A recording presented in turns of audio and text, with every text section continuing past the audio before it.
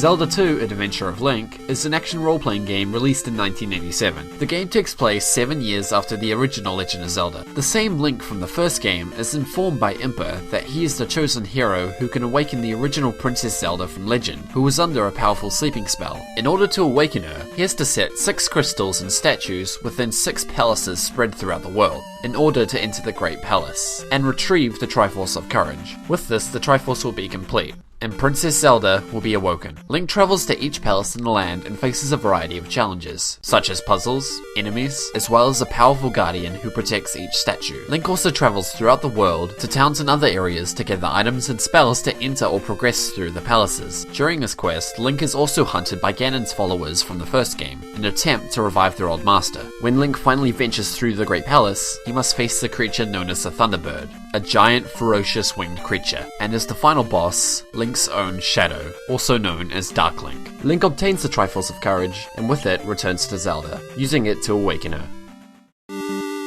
Adventure of Link follows similarities to the original Legend of Zelda, but with its own unique gameplay elements. The game plays in both an overhead and side-scrolling perspective. The overhead mode is used to travel the game's very large overworld, where the player travels to over half a dozen towns, multiple dungeons, and a variety of unique locations. When the player enters an area, or is attacked by a creature in the overworld, the game changes to a side-scrolling mode. This is used for the dungeons, NPC interactions, and the combat. The core combat is centered around Link's sword and shield. His main ranged attack is his sword beam, which he can use when he has full health, much like in the first game. However, in Zelda 2, Link's health isn't measured by recovery hearts, but in a health meter. Magic is also strongly implemented into the game. Link has a magic meter, which is replenished by finding magic jars which are dropped by certain enemies. There are a variety of different spells for different elements of gameplay. Zelda 2 is also one of the only Zelda games to have a leveling system with experience points, which allows the player to upgrade their attack, magic, and health to a certain degree.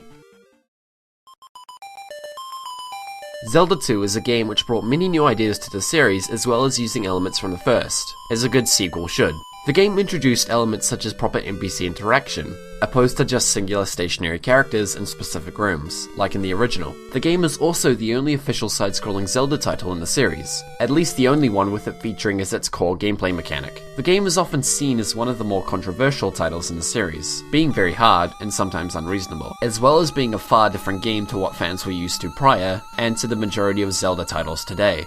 Even so, the game stood out as a great action RPG, and was a very successful title, being one of the most sold NES games. When revisiting it, I found the game pretty hard to put down, even with its difficult moments. It's still a very good title in the series, and should definitely be given a try.